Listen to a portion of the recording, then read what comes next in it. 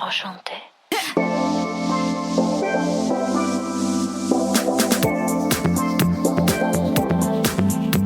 You're listening to the What the Fab podcast, where empowered women empower women through candid conversations, inspiring stories, and tangible tips.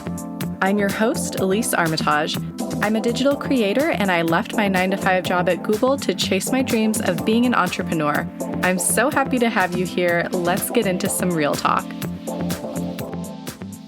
Hello, welcome back to the What the Fab podcast. This episode is going to be especially helpful if you are a listener that is an influencer, content creator, blogger, photographer, freelancer. It is all about contracts and getting into the nitty-gritty of what to look out for in your contracts, particularly for influencers. But if you are any sort of creative freelancer, I think that there's a lot in here that could be useful for you as well. And this episode was actually a Clubhouse chat that I had done with some of the ladies from our diverse travel blogger group, Babes That Wander, that we are so excited to hopefully be getting off the ground soon.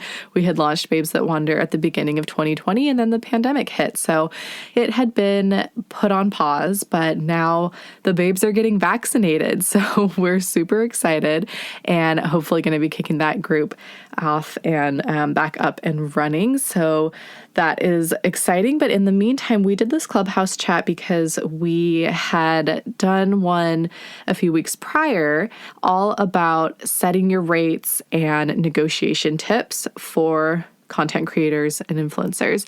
I recorded and shared that one on the podcast. It was episode 12. So if you haven't listened to that one yet, definitely recommend going back and listening to it because we got a lot of good feedback from that. I learned some really great tips for like language and things to use when, brands reach out wanting to gift you things, but not wanting to pay you. So that was a really great episode, and I recommend it if you are a content creator. And doing that episode made us realize, based on some of the questions, that it would be really helpful if we had a conversation around what to look out for in contracts, because we have noticed more and more that brands are sometimes asking for things that are a bit unreasonable, like unlimited usage, super long exclusivity periods, your firstborn child. Maybe not quite that bad, but a lot of ridiculous things that we're starting to see. And so we had this conversation and we just really get into the things that we look out for, red flags in contracts, protection, like clauses that are designed to protect us as the creators. And so while it's not necessarily as sexy of a topic as, how much to charge for your Instagram posts, I think it's equally as important, because if you don't have an ironclad contract, it doesn't matter what your rate is, because brands, something could happen and you might not get paid. And so contracts are really, really important. And it's surprised me how many bloggers I have met that maybe they're even doing this full time, or maybe they have huge accounts, but they're kind of relatively new to this at like having it as their full-time business. It surprises me how many people I meet that tell me that they don't have their own contracts.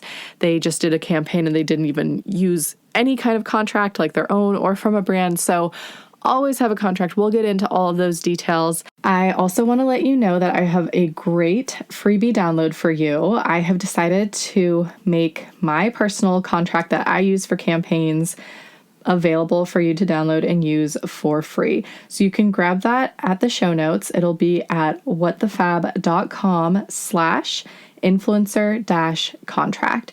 So you can head there and grab it for free. It'll be in a Google Doc, so you can make a copy. You can edit it however you want to, put your business's information in there. You can add clauses, remove, whatever you want to do. But I just feel so strongly that if you are in this business, trying to be in this business, you need to be using contracts, and you need contracts that protect you and not the brand. And I know it can be really confusing and people aren't sure where to start. So I just decided, you know what, you can grab mine and use it as a template. And anytime that you are negotiating with a brand and landing a deal and they don't have their own contract that they like to use, you can go ahead and use this one. So again, you can download it for free at whatthefab.com/influencer-contract. I'm going to roll the audio for you and just kind of, cut me some slack for the audio quality because it's just a Clubhouse chat, but the content I think is there and helpful if you are a content creator. Before we dive into the episode, I just want to say a thank you if you have left a review on the podcast on Apple Podcasts. If you have not, please take a second to do so. It takes literally 2 seconds and it helps me out so much as I grow and build this podcast.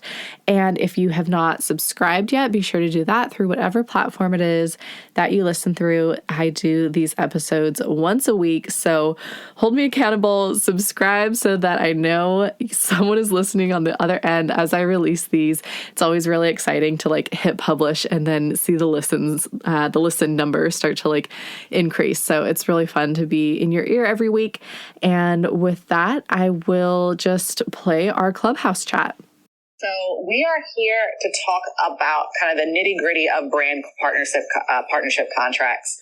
A couple weeks ago, we talked about brand partnerships, kind of some key topics there. But, people have been asking what are the things that we should be looking for in the contracts, or if we're creating our own, what should be included.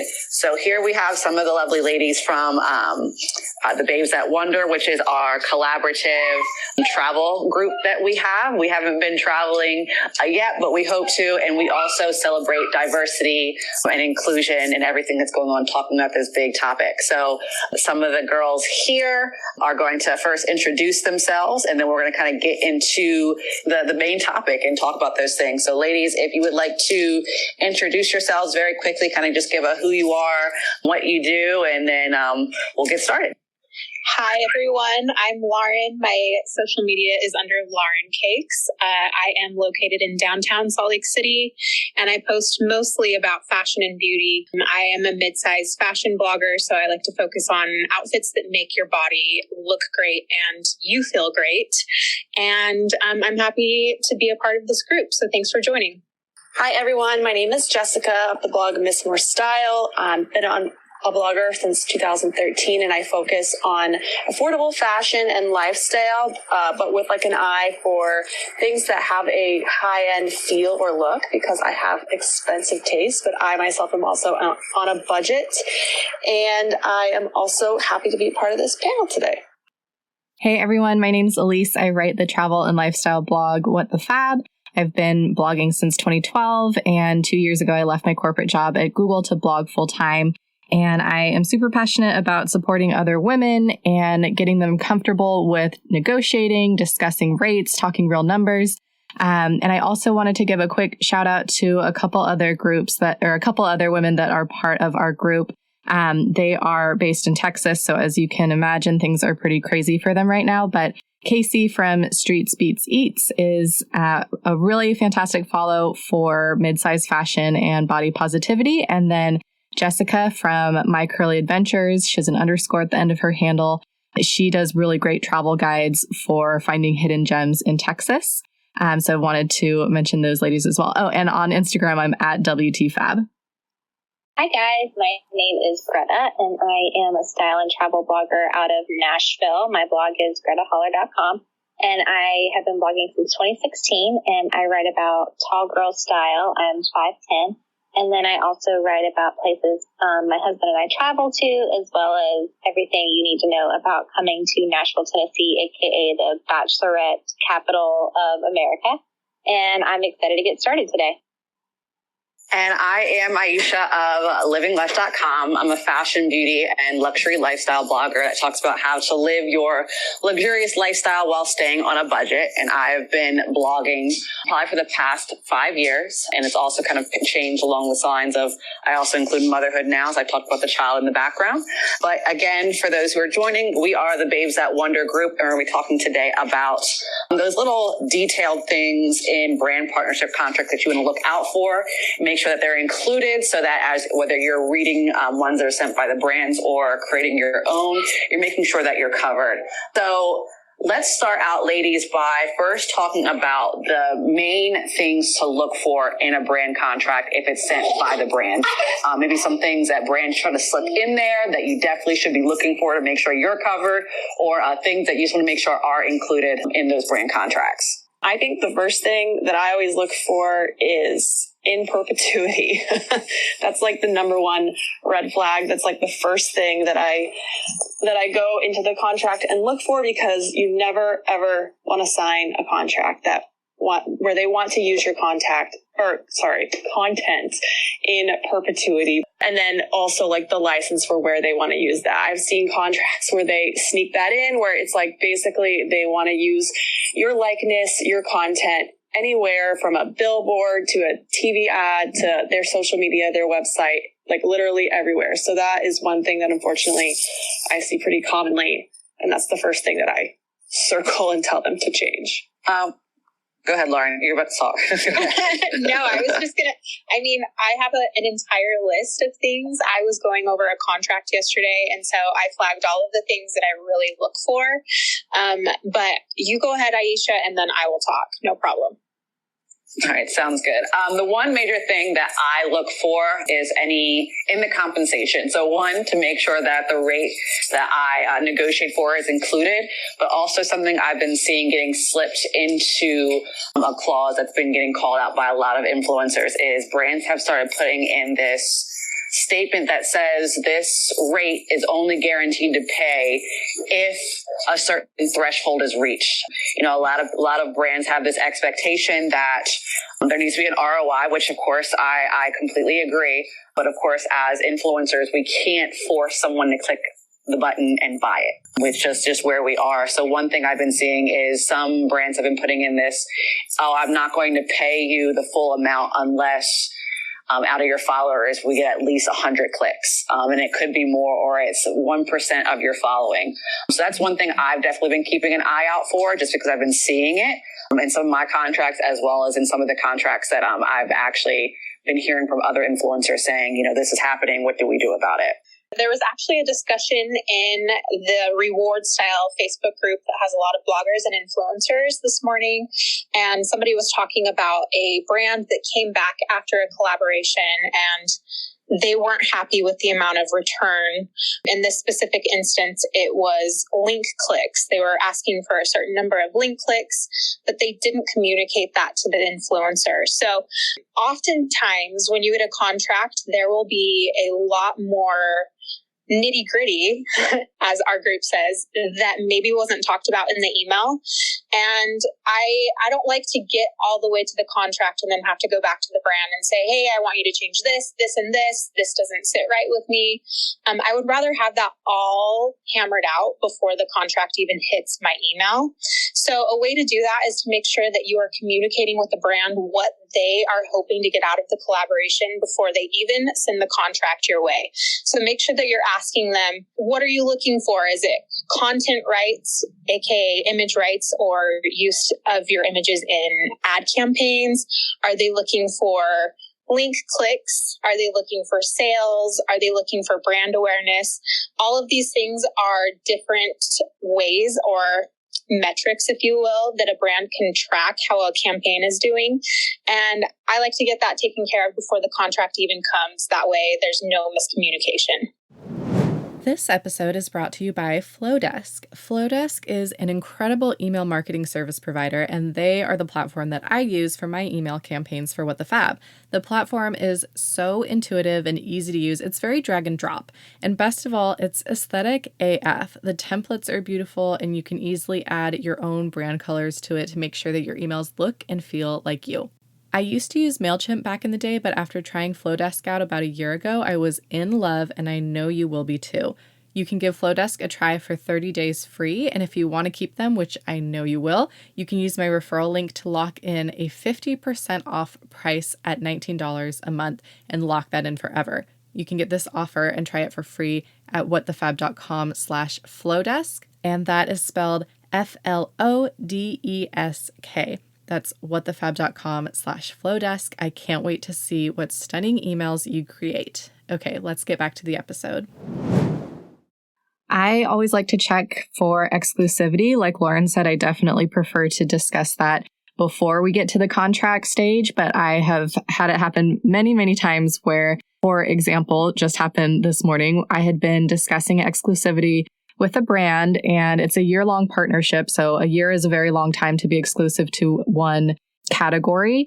And they had laid out the different brands that were part of basically their competitors that I would not be able to work with. And they also were requesting that I not tag them in any photos, just organically.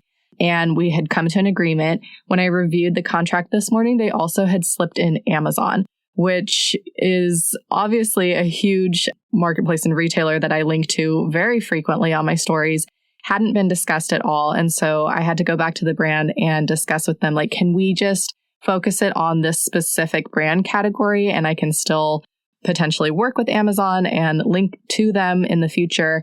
And they agreed to that. But like, if I hadn't read through that competitors list in that exclusivity section with a fine-tooth comb, I would have missed that. So I always check for exclusivity. And even if we've discussed it and I think we've hammered out the details, it's always best to double check it within the contract and see like what is inked there and what is in writing. I always look for photo rights in a contract because, especially in travel blogging, that's one of the ways that you can make money. So I always double check and make sure that the brand doesn't say, oh, any photos you take, we have access to, we own, we can do whatever we want with them. And I always put in a clause saying that if I catch them using photos without my permission, they have to pay me a buttload of money. This is more common, I believe, in my experience, in travel contracts. Like if you're working with a hotel or a tourism board, they ask for a folder of your photos at the end of the visit, and they want to use it in marketing and social media and on their website, anything and everything. So I always make sure to go over that with a fine-tooth comb because, you don't want to go on a Hyatt website one day and look up and your photo is there and they never paid you for it and they have the rights to all of your photos. Greta, could you give an example of how much money you would charge them if they used your photo without your permission? So in my contract that I send to brands, I have on there that they have 24 hours to take the photo down. And if they don't take it down within 24 hours, my lawyer sends them an invoice for $1,000. And then after the initial 1,000, it goes up by, I believe, $200 a day until they pay me. Because if after the initial warning, I have it in my contract that they have to pay up to a certain amount. If they want to buy my photos, I have a 3-month contract and a 6-month contract that they can use the photo for, or they can buy the rights outright. But you should always charge brands to be using photos on their websites and in their marketing materials. So as Greta just kind of was sharing some things that she does in those cases, ladies, have you all ran into an issue that you were going back and forth with a brand? The contract came and there was just something that wasn't right in the contract. And if you can share that experience and then tell the people in the room what you did to handle that. So it still remained professional. You didn't kind of burn that bridge. And it's a big fear with people is I don't want to come back and burn the bridge. I'm just going to let it happen. And how you professionally would handle that and advise people to do so. I'll go ahead and go. One of the things that comes up frequently is the photo rights. And again, this is why I like to talk about this type of subject before the contract even hits my email. Photo rights are often snuck into contracts. I believe it was Greta said, or maybe it was Jessica, about in perpetuity. Brands will try to get the licensing for your photos, and that means that they can use it wherever. So if they have the license to your photos, they could use it on a billboard without asking you for their permission. And that's not okay in my book. That could hinder future collaborations with other brands. Maybe it could, I don't know. There's just a lot of reasons why you don't want to give a brand your photo rights for forever. And then the other thing that I've had happen before that was a little bit questionable, actually a lot questionable. I worked with a brand and in their contract, they said that I couldn't talk about political topics. And underneath that, a subtopic of that was birth control, religion, And it was very strange to me. I don't often talk about those things on my social media, but I was working long-term with this brand for like a year, and I really didn't feel comfortable with them having that control over my brand. If I wanted to mention birth control or religion, that should be my right. And so I asked them to remove that, and they actually were really, really capable of doing that, and they were understanding. So just make sure that if you ever see anything in a contract that you're not comfortable with, that you bring it up with the brand, because oftentimes the brand rep that you're talking to was just given this contract by their legal representative, and they're more than happy to be flexible with the contract.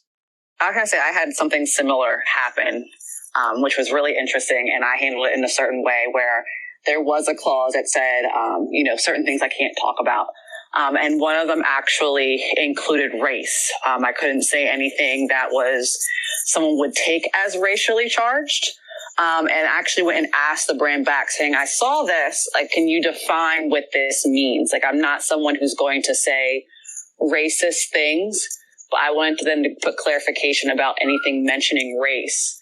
And they brought up within the term of the contract, I couldn't talk about anything that had anything to do with race, which I felt very offended by because of who I am. And I do talk about race, just as, from the position and diversity.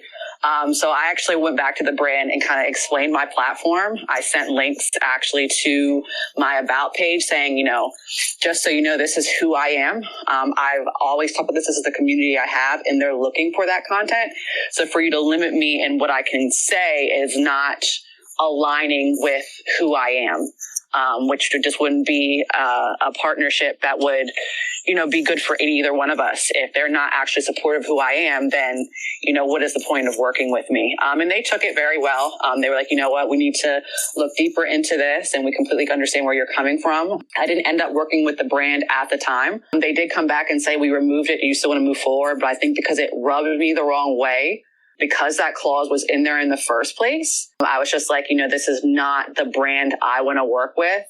And I think that's one thing that like everyone needs to know when you're working with brands and reading those contracts. If there's something in a contract that just doesn't align with you and they're trying to control you and you don't feel that way, it may be a brand that you may not want to work with. So that's something that just happened to me. Lady, have you had anything else happen to you before, or anything that you feel like you want to bring up that you saw in brand contracts that tried to trap you or just had bad experiences?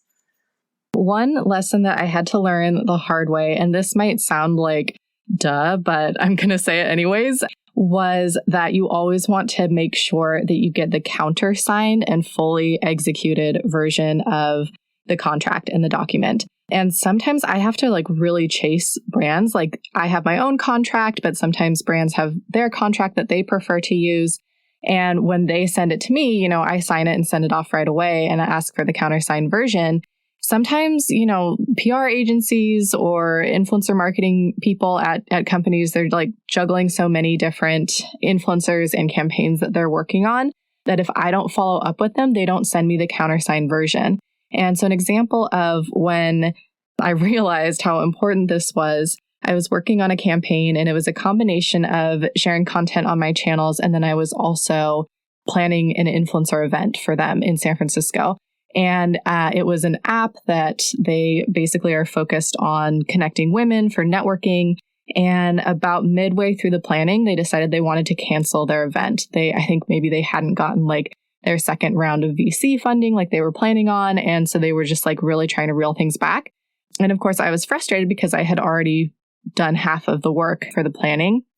And so when I asked to be compensated 50%, it ended up getting kicked up to the CEO because the influencer marketing person I was working with was basically telling me no. And I was like, it's really ironic that your app is based on connecting and supporting women, and you say this is your mission, but you're trying to rip me off here. So eventually, when I was chatting with the CEO, he was trying to play it off as well, I'm looking at the contract and my team actually didn't sign it. And I was like, shit. I mean, he was right, but his team was the one that sent me the contract in the first place. Ultimately, I did end up getting paid, I think, because they were worried that I would have gone, and publicly shared the irony of this, which is 100% true. I definitely would have. But that was just something that I learned. And so now like I do have to chase people sometimes to get that countersigned, fully executed document. A weird clause that I found in a contract recently was a modesty clause. It was with a grilling brand that I was working with. And they had a clause in the contract saying that if they found my outfit to be too revealing or my hemline to be too short, they would deduct my payment by half. And so luckily my lawyer caught that and we went back and forth and I had them take it out eventually because as a style blogger, like we express ourselves through our clothing. And I'm not going to wear like a dress that I would go clubbing in Miami in for a grilling campaign. But I just thought, who's to sit there and tell me what's modest or what's decent or what's not? So just little things like that to always look out for when working with campaigns. It's something that's so weird and so stupid, but I mean, I wouldn't put it past a brand to maybe, deduct payment for something like that. One thing that I remember noticing a lot like a couple of years ago, and I have seen less of it now, which is good, is I remember a lot of contracts that I got, especially like for Coke. I worked with like Coca-Cola brands pretty consistently a couple of years ago. And I remember always in their contracts, they would always say like that they don't want you to be political, not just in their content and posts that you're creating for them, but in general, like they wouldn't work with you if they went on your feed and saw that you had been at all political in any way. And so I always sort of like toned myself down in certain ways just to make sure I could still get these partnerships. But then I know in the last the last year, 2 years, like I've become extremely outspoken. And I think a lot of other people have as well, considering different events that have happened. And I've been seeing this clause less in contracts now, much less, which is great because I think, what is political, and like we all have this platform, and are we supposed to stay silent on issues that, really bother us? So that's one thing that I think is a positive direction, and hopefully it keeps going that way. Yeah, Jessica, I can relate to that politicalness. I've seen that in contracts as well. But also when I was a teacher, I felt like I couldn't be as open just for fear of putting my job in danger. I'm really happy that brands are more aware of that type of thing. In fact, I've had a couple people, brand agents that I've talked to in the past reach out to me and say they're grateful that I've become more outspoken about my political beliefs. And so it's a really great thing that people are looking at that. And back to what Greta was saying about the modesty clause, I noticed that she didn't mention, and I'm not sure, Greta, correct me if I'm wrong, the contract didn't mention like the hemline had to be a certain length or like a certain amount of cleavage couldn't be shown. I'm going based off of what I've seen in my contracts because I've had a contract that said that cleavage couldn't be shown. And I think that is such a subjective thing. How could you judge that without somebody saying like, okay, 3 inches below the collarbone? So those type of things are really, really red flags for me in contracts because you don't want somebody to look at it and make an automatic judgment based off of what they feel and their bias. One other thing that I want to call that actually recently happened, and I mean, it may not be applicable to everyone here or even anyone here right now, but one thing that was thrown in for a lifestyle brand on my contract that I fortunately caught was they were actually requiring me to include my child in the photo, which is not something as a parent I actually offer. If I happen to throw him in naturally, should be my choice. But they actually said that the payment and the contract was for both of us. And my response to them was going back and saying, you're talking to the representation of, Living Lesh. My son doesn't have representation. He is not an influencer. And at the end of the day, if he was, you'd be paying for double the price, you're not paying for one person, you're paying for two. I mean, I said it in a little bit more of a nicer way, but it was kind of one of those things where I didn't want someone to dictate how I was going to create the content and who was going to be in it. And I feel like I've heard other bloggers or influencers who've also said like there were some people that required them to have their significant other in there, their spouse or, partner. And it wasn't even a brand that was like, it may have like had that feeling and maybe for Valentine's Day, but I feel like it should be a choice. So you kind of want to make sure that you're reading through the scope of the work and making sure that there's not something where they're requiring you to include it. Because at the end of the day, if they are requiring it, you sign it. You take the photos without those inclusions, they're going to come back and require you to do a reshoot, and they're not going to pay you for it because they're going to say you didn't go with the scope of the work, you didn't go with the brand guidelines. You're not going to be compensated for a reshoot, and then basically that's your time and money. Yes, just to piggyback off of that, I've had several campaigns in the past where they wanted to have like multiple people in the shot. They wanted it to be like me and like 3 of my friends, and it's like, well, that's fine. And I'm sure I could find friends that would be willing to be in the shot with me, but that's also their time. Maybe they are also influencers themselves. Maybe they're not, but they know that they're going to be in a, hashtag ad on my page. And so whenever I get those types of requests, I always go back to them and say, look, like I can totally find people to be in the shot with me, but you're going to have to pay me X amount more so that I can compensate them for, taking the time out of their day to come and do this shoot with me, to have their photo in this ad on my feed, etc. So that's definitely something, because I feel like there's been certain campaigns where the brand kind of pressures you into just like, oh yeah, just grab your friends. We want at least 3 other people in the picture. And it's like, well, it's not that easy. So like, just like sort of putting your foot down and saying like, these other people's time is also valuable. I can't just, ask for a favor all the time from people, if that makes sense. And I have campaigns where they want me to feature my husband, if it's for a certain brand, and my husband is a mental health professional and he doesn't want his clients to somehow stumble upon my Instagram page and say, oh, well, there's my therapist with an influencer drinking wine for Valentine's Day. So, always just making sure that they don't want more than one person in the photo. And like Jessica said, if they do, make sure that they're okay with it and make sure you charge more for those people's time and energy. I've definitely come up against that as well. And it usually has to do with campaigns for alcohol brands, because alcohol brands have these weird kind of like rules and regulations around how they can advertise.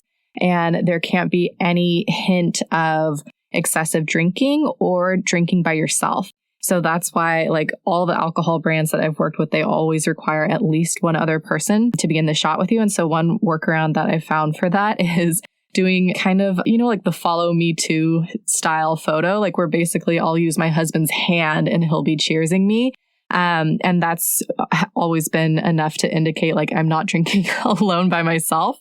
And that usually appeases the brand. But I would recommend discussing that beforehand and making sure that that will suffice for them. Another thing that I wanted to mention that I have in my contracts that I've had to kind of pull out and use a couple of times is my payment terms, and also what happens if you are late in paying me. And so the way that I have it set up is, we agree beforehand what the net payment timeframe is. If it's 30 days, brands always have kind of different requirements of how long it takes for their finance team to make that payment. But then if any payment is not made when it's due, it starts to accrue interest. And so I add 10% per month. And I've had to bill brands for that a few times because, obviously I'm going to send a courtesy follow-up, but if you're ignoring me, some kind of, consequence for that. I think that brings up a very great point when it comes to that net payment, the payment terms. I think the one thing everyone kind of falls into is this thought that when a brand sends you a contract and they have their terms in there, that's non-negotiable. I found out that those net payment terms with some brands can be negotiated. I try to default them to net 30 because I'm assuming like everyone else, you kind of want to be paid sooner than later. Our bills come every month. They don't come every 60 to 90 to how many days they try to put in there. So be open to negotiating that if that's something that you would like. Some brands will go back and say, let's check with legal or billing to see if we can do that. Some will say, that's our hard, fast terms. I think can kind of lead us into our next point that we can talk about. So ladies, have there been anything in your brand deal contracts that you've originally thought you couldn't negotiate or change, but then soon discovered that you could? And then how do you go about negotiating those? One thing that I always try to negotiate is the amount of revisions and edits that the brand has over my drafts. So for instance, the brand that I'm currently working with that I looked over the contract yesterday, They wanted me to send in my idea for the campaign, including some past or previous photos that I had taken that were similar to my ideas, for them to approve before I even went through with shooting the campaign and going through with that. And then they also had a spot in the contract that said that they had the right to revise and ask for a reshoot, which would be on my dime. So they basically were saying that I would get their approval for my idea. I could shoot the campaign with the idea that they approved. And if they don't like the photos, once I send them into them, already edited and everything, they could say no to those. And that is a huge waste of time. It's a huge waste of effort and resources. And so I always try to go back to the brand and say, hey, can we make it so that there is a fee if you ask for a reshoot? The fee is up to you. I tend to do that based on my time that I spend doing the reshoot. So some people hire photographers, which your rate would probably be more, but I just don't want to have to work out more time in my schedule to have to reshoot something that I already got the approval for. I always try to negotiate down the time period for exclusivity. I also, similar to what you were saying, Aisha, I look at the payment terms. So for the year-long contract that I mentioned earlier, when I took a look at that contract, the payment terms they had set was that I would get paid at the completion of the work. So I wouldn't get paid for a year, and I am doing monthly posts and stories. And I was like, that is crazy to me. So I asked, like, can you actually pay me 50% upfront and 50% after completion of the work? And it took them a couple weeks to get it approved by the brand's legal team and everything, but they did revise that. So I always take a look at the payment terms. Those are great main points that we brought up. So what I'm going to do now is kind of, again, reset the room. And then I'm going to open it up for kind of Q&A. But then if people don't have questions, there's other topics we can talk about. And then maybe we'll just generate some questions. But as we reset the room, just want to introduce everyone who's kind of been, coming in and slowly sharing. We are the group, the Babes That Wonder. We are part of the group. We do have some ladies that couldn't be here with us today because they're dealing with the Texas weather. So we're keeping them in our thoughts and hoping that, everything's going well for them and they are making it through as best they can. But we're sharing today kind of the nitty gritty of brand partnership contracts, what to look for, what to kind of put in your own if you are creating your own, and things that can be negotiated as well. So if you have questions at this time, there is in the bottom right-hand corner, a little raise button. It has a little hand up. So if you click that, we will be happy to bring you up to speak and ask your question, and we'll answer it. So as we're kind of waiting for anyone to ask any questions, I think one of the other things that we kind of touched upon but didn't really go into is, ladies, what do you all do, or how have you gone about creating your contracts if a brand doesn't send it, so it doesn't send one? Because one of the things that often happens is some brands will come and say, we don't have a contract, and they try to move forward. There's a lot of brands who do that. They just we'll just do it without a contract, which is never a great thing to do. So ladies, at what point did you create your own contract, and how, what does that template kind of look like? I created one pretty early on. And by created one, I mean I grabbed a template from online and then updated it. So you can go to Rocket Lawyer and do a free 7-day trial, and you can just download whatever templates you need. I would recommend grabbing their general services agreement and their NDA template. I've used both of those a lot. And then for the general services agreement, I just updated some of the language and added some things like the payment terms and the late fees that I mentioned. I had a lawyer review it, and that's what I use and prefer to use anytime if a brand gives me the option, oh, do you want to send your contract or should we send ours? I always send mine, because any contract that a brand sends is designed to protect the brand and get them as much as possible in terms of, usage rights and all that jazz. So I always opt for my own if that's an option. When I started my blog, I was working at the state of Tennessee, and the girl that worked in the cubicle next to me was in law school. So she is my lawyer, and she actually came up with my contract for me, and she's the one that I send whenever a brand doesn't pay me or they're doing something to piss me off. I just send them to her and she scares them until they pay me. But she came up with a contract template for me. We update it once a year to add or take out things. But I don't know if it varies by state, but she's a lawyer in the state of Tennessee where I am. I wish I could recommend her to everyone, but she only sees people in Tennessee. But I definitely recommend getting a lawyer to at least put a draft together for you to send to brands. Greta brings up a great point about where the lawyer is located. A lot of times in the contract, it'll state where legal matters need to be handled. So for instance, I'm in Utah. Maybe the contract is put through by a brand that is located in New York, and they send me the contract. That means that they want the legal matters, aka court, if we go to court, to be handled in the state of New York. And they will put that into the contract. And so that really puts a hindrance on me if I ever need to go after them if they haven't paid me, or if there's something unfair that happens in the campaign. I would have to go through the state of New York, which would put a huge, just a burden on myself. So make sure you're looking out for that. It looks like we have one question. Michael, would you like to ask your question? Yeah, actually, I just wanted to add, hi, Michael. Nice to meet everyone. When you're talking about jurisdiction, which is what was just brought up, if you can't get jurisdiction put into, like if you're in Utah and they're in New York, make it somewhere like Ohio or Kentucky, somewhere that it's going to be difficult for both of you so that neither one of you have the advantage. So you don't give them the advantage. They only want the advantage because that's where their legal team is. And if there's a legal matter, they're going to be more apt to try to settle because it's going to cost them more to go and hire an attorney in Kentucky, even if it's a huge brand. They don't have lawyers that are in the bar around the country. So just as a point, but if you can get jurisdiction into your local jurisdiction, that's the best thing. And the other thing is you shouldn't do anything until you get, I think you guys are already talking about this, but until you get paid 50%, and your 50% should cover any of your hard costs so that if you don't get the other 50%, you're not going out of pocket, just as a safety thing.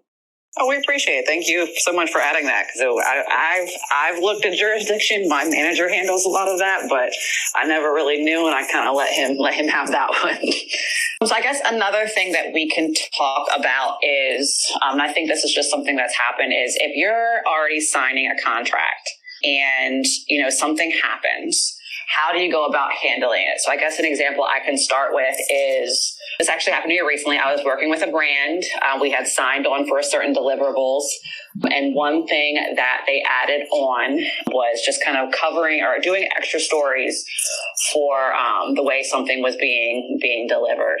And as some people may know or not know, some of the agreements or things that you say or come to a conclusion with that you agree to in an email, in certain places, it can be held up as you agreed to this, and it can be actually used as contractual to a certain extent. But what happened was the situation happened in person where they came, and not only was I expecting just to kind of film stories, they actually had me being filmed, and interviewed to use me in a commercial. So of course, on the spot, I kind of just went and did it because I was out in the middle of nowhere, and I was like, what do I do? And I think the one thing that can happen is you have these PR companies who are getting these contracts from brands, or the brands are doing something they don't know, but it's not in your contract. You can have something that you weren't obligated to do removed at a later date or added to a contract. There are things called addendums that can be added on. So I just want to kind of bring that up and see if any of the other lawyers had insight on, things getting added after an initial contract has been signed, or if a requirement is brought up afterwards and how you went about handling that. That's super interesting, Aisha. It definitely made me think of an experience I had where I was working with a brand, and part of the contract was that I would attend a live event in San Francisco, and it involved like hiking at Land's End and like this party afterwards. And when I got to the event, they were having everyone sign a photo waiver. And it basically said that like we have a professional photographer on site at the event, and, we're allowed to use these photos in your likeness any way that we choose, whether it's in, print, a commercial, what have you. And that obviously was not something that was in my contract. It wasn't something that the brand or the PR agency had told me about. So I just didn't sign it. And I think it's tricky because when you're in person there and that's kind of like thrown on you, you just want to be a good partner and do what the brand is asking. But if you think about it, if you're going to use my image in a magazine or a billboard or something, I absolutely need to be compensated for that. And I tried to do it in a way that didn't really ruffle any feathers. You know, there was kind of a lot going on at the event. And I just told the person checking everyone in and having us sign, like, you know, I don't think I can sign this. And they were trying to convince me like, oh, well, everyone's signing it, blah, blah, blah. And I just kind of walked away. I was like, okay, let me see if I can talk to someone else about it. And I just kind of left the sign-in table and just never signed it. This episode is brought to you by Tailwind. If you're a blogger or you have any type of website and you want to drive traffic to it through Pinterest, you need Tailwind. It's a social media scheduling tool that gets real results in less time. You know I am all about that. I use it to schedule all of my pins, and you can sit down, take 30 minutes and schedule your pins for the entire week, and Tailwind will automatically push them live throughout the week at the optimum times when your followers are the most active.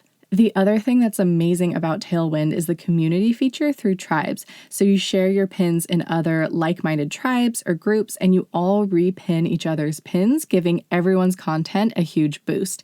It's the epitome of rising tides raise all ships.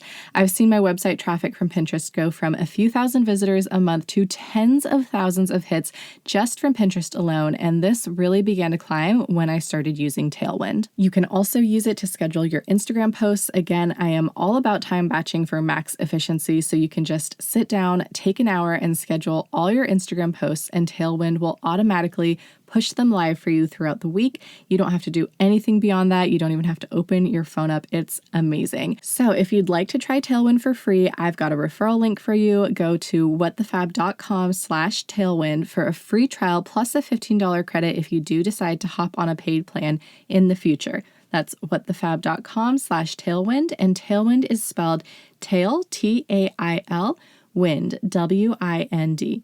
All right, let's get back to the show.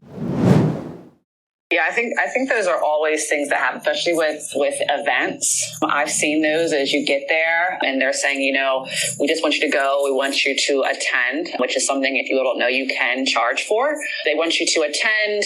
They want you to, you know, do maybe an Instagram post or some stories. When you get there and you start signing other things and they can use your likeness in commercials, in YouTube videos, in other aspects, where it becomes something where you're like, you know, I want to be kind of compensated for this, you know, if I'm being used in marketing.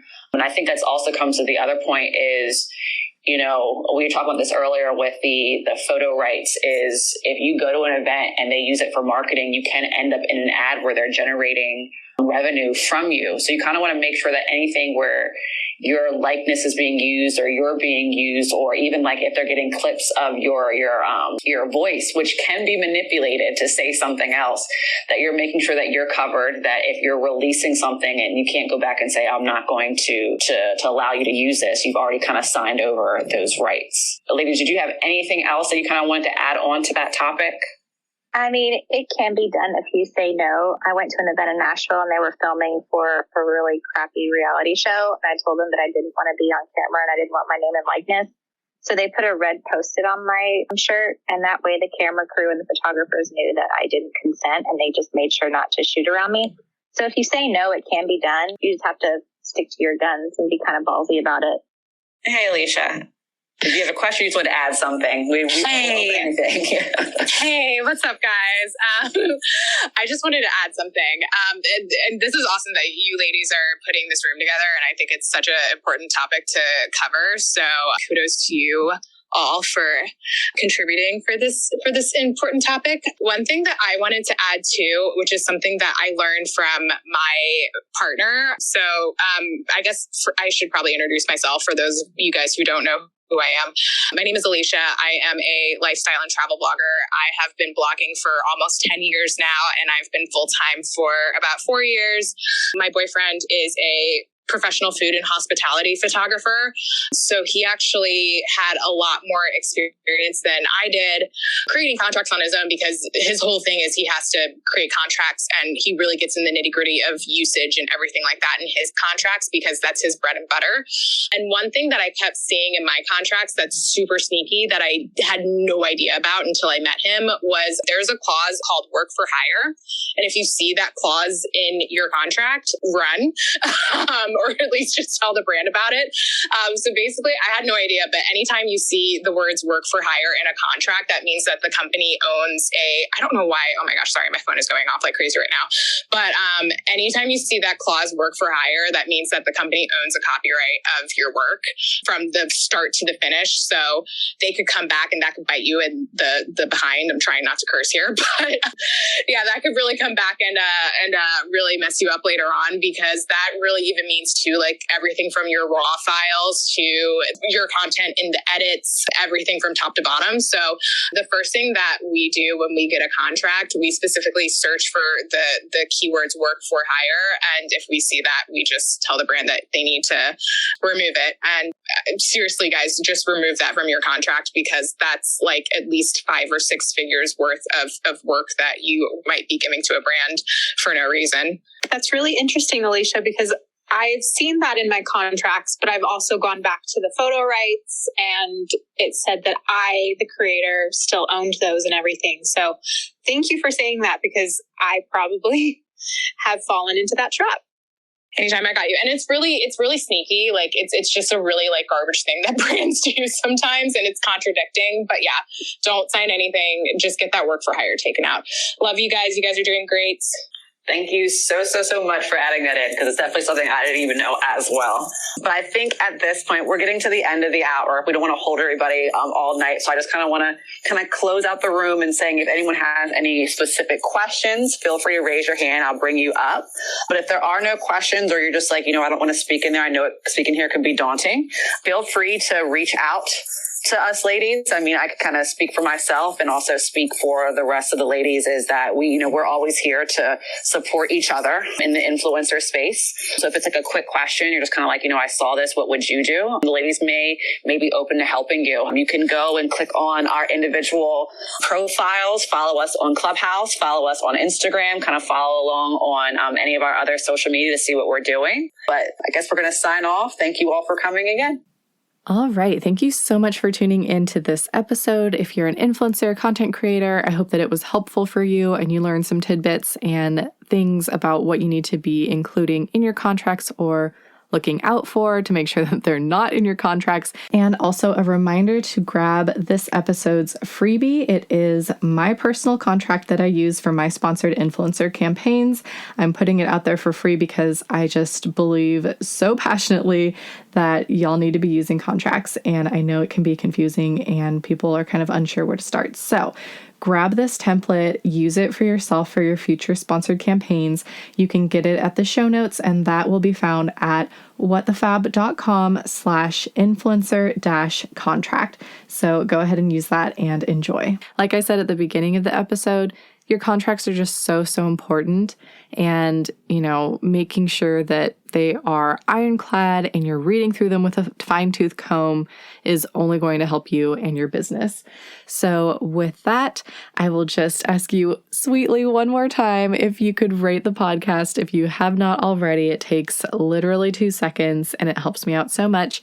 And if you enjoyed this episode, I'd love it if you could hit subscribe through whatever platform it is that you listen through, so you'll get a little notification when the next episode goes live.